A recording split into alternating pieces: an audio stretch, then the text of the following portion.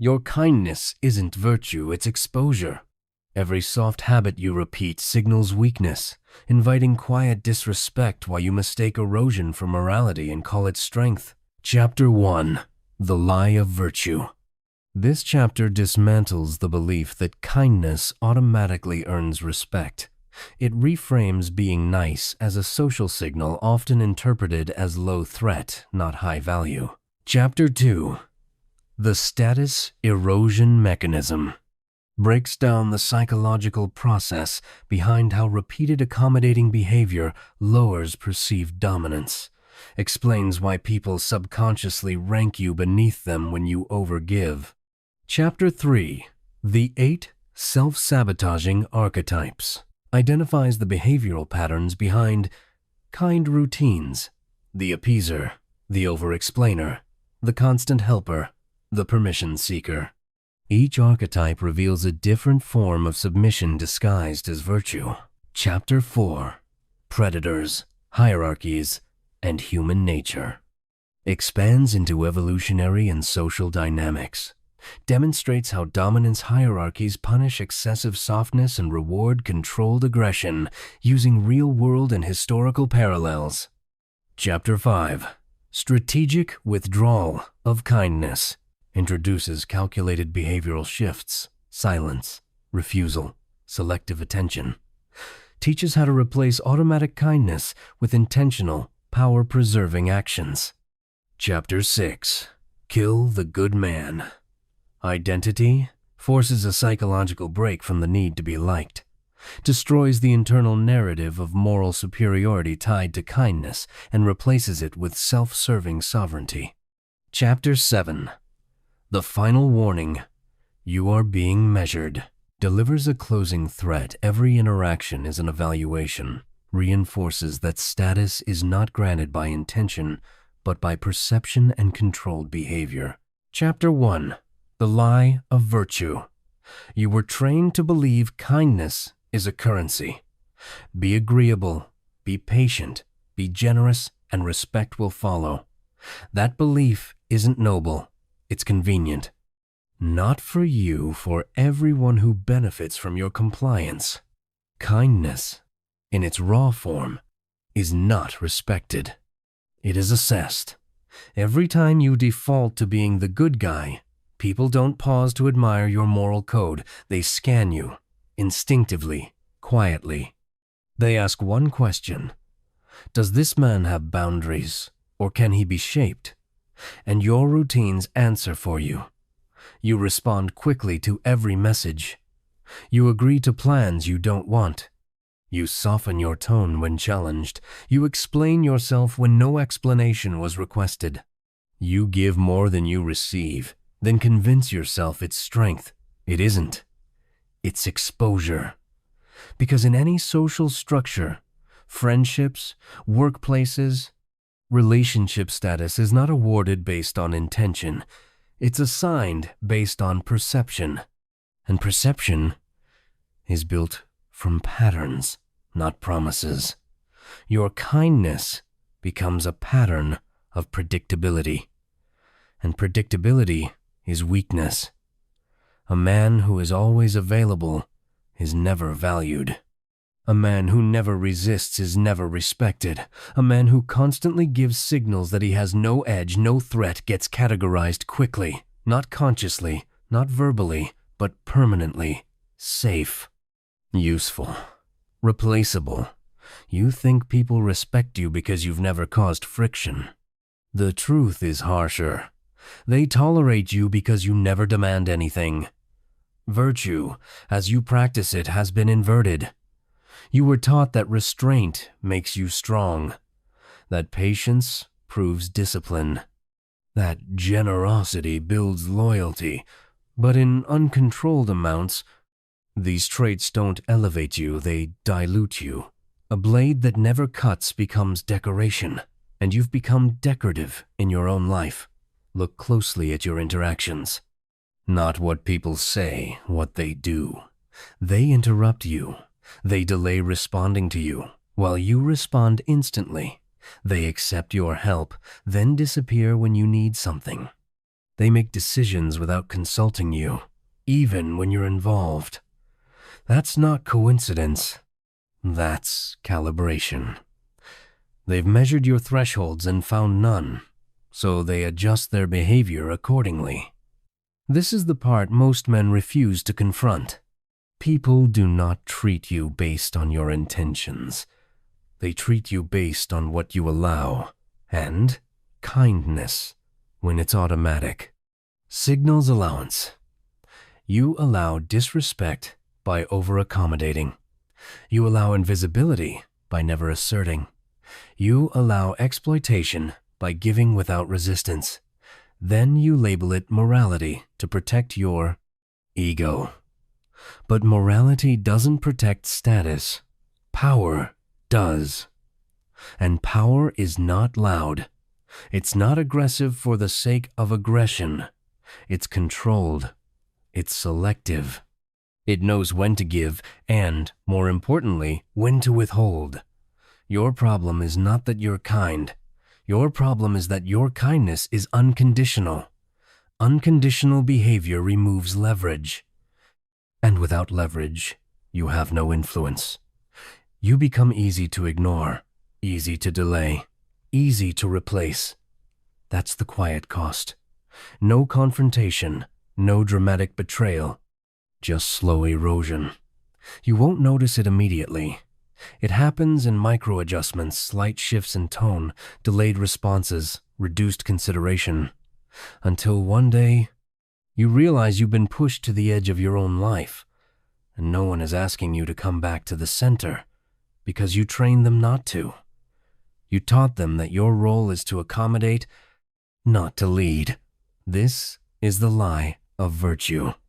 Kindness, without control, is not respected, it's consumed. And once people get used to consuming you, they don't stop. They expect it. Chapter 2. The Status Erosion Mechanism. Status doesn't collapse in a moment. It decays through repetition, not through what you say, but through what you consistently tolerate, offer, and excuse. Every interaction you have feeds into an invisible ledger inside other people's minds. They're not writing it down. They don't need to. The brain tracks patterns automatically. Who yields, who resists, who gives, who withholds. And once a pattern is clear, your position is assigned. This is the mechanism. You train people how to rank you by what you repeatedly allow. Not once, not occasionally, repeatedly. You think saying yes makes you agreeable. What it actually does is remove friction, and friction is what forces people to consider your value. When there is no friction, there is no evaluation. When there is no evaluation, there is no respect, only usage. People don't consciously decide to devalue you. It happens beneath awareness. Your behavior signals low cost, high availability, zero resistance. That combination places you in a specific category.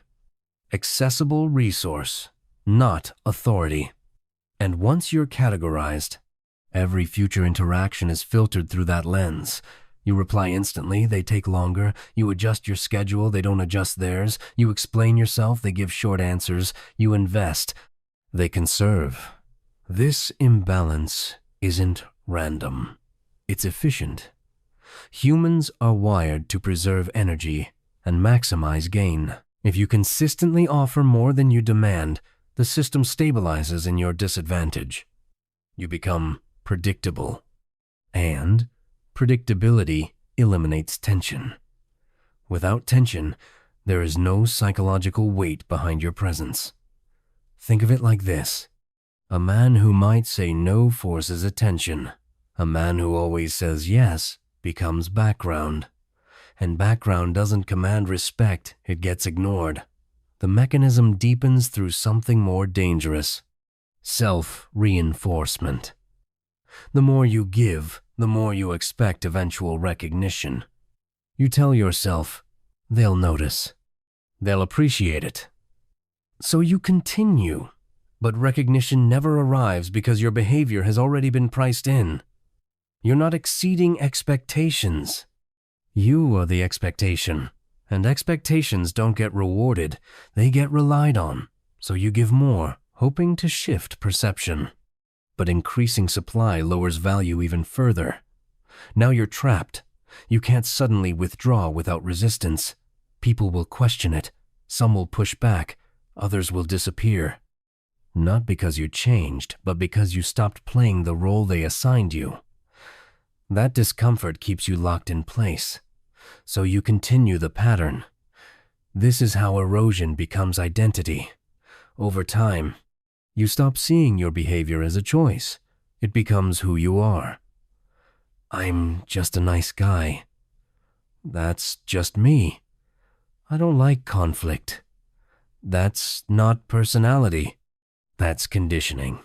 And conditioning is programmable. Another layer. You confuse politeness with submission. Politeness is controlled. It's situational. It can turn off instantly. Submission is automatic. It seeks approval. It avoids tension at all costs. Most men in your position aren't polite. They're submissive with good branding.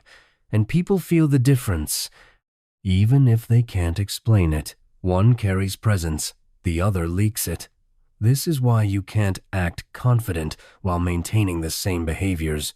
The system won't allow it. Your actions contradict your image, and people trust patterns over words every time.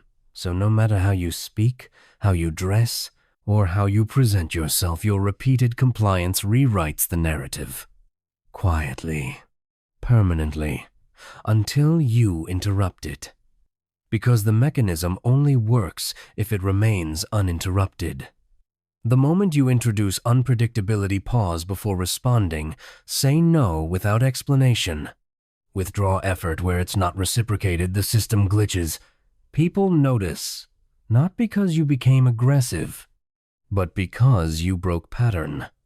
And breaking pattern forces reevaluation. That's where status begins to rebuild, not through kindness, not through explanation, through controlled disruption. Because status is not about being liked. It's about being measured and not easily calculated. Chapter 3. The 8 Self-Sabotaging Archetypes. You don't just behave a certain way. You perform a role. Not consciously, not strategically, but consistently enough that people stop seeing you as an individual and start predicting you like a script. These are the 8 archetypes that disguise submission as virtue. Each one feels right, while quietly lowering your position. You may recognize one, or all of them. 1. The instant responder. You treat every message like an obligation. No delay, no pause, immediate compliance. What it signals: you have no scarcity. Your time is open, unguarded, available on demand. The result? Your attention loses weight. They take longer. You stay ready. 2. The over-explainer. You justify simple decisions. You soften refusals. You provide reasons no one asked for. What it signals: you seek permission to exist on your own terms. The result: your words lose authority. If everything requires explanation, nothing sounds final.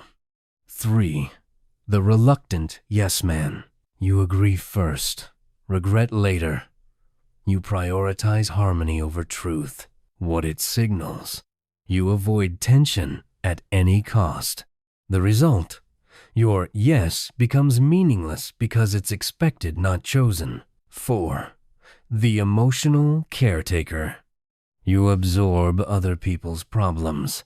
You stabilize their emotions.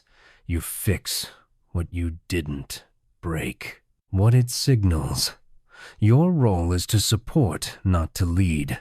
The result: people rely on your presence but don't respect your boundaries. 5. The constant initiator. You text first, plan first, follow up first, maintain the connection alone. What it signals. You are invested without confirmation. The result. The dynamic becomes one-sided. You chase. They respond when convenient. 6. The conflict avoider. You stay silent when disrespected. You let small things slide. You tell yourself it's not worth it. What it signals. There is no consequence for crossing you. The result. Boundaries dissolve. Disrespect compounds in layers. 7. The approval seeker. You adjust your opinions to match the room. You soften your stance to be accepted. What it signals. Your identity is flexible under pressure. The result. People don't trust your words because they change depending on who's listening. 8. The overgiver. You give more than required. Time, energy, attention without calibration. What it signals. You are trying to earn value through excess. The result. Your contributions become baseline. The extra becomes invisible. Each of these archetypes shares one core flaw. They remove uncertainty. And uncertainty is what creates tension. Tension is what creates respect. When people can predict you with precision, they stop evaluating you. When they stop evaluating you, your status freezes, then declines. You become easy. Easy to access. Easy to delay. Easy to ignore. And ease does not command attention. Now understand this clearly. None of these behaviors are destructive in isolation. The damage comes from repetition without control. Once they become your default setting, they stop being actions and start being signals. Signals that say, you don't need to consider me. I will adjust. I will stay, no matter what. That's the real problem. Not that you're kind, but that your kindness is predictable, unconditional, and constant, which makes it exploitable. And exploitation doesn't require bad intentions. It only requires opportunity.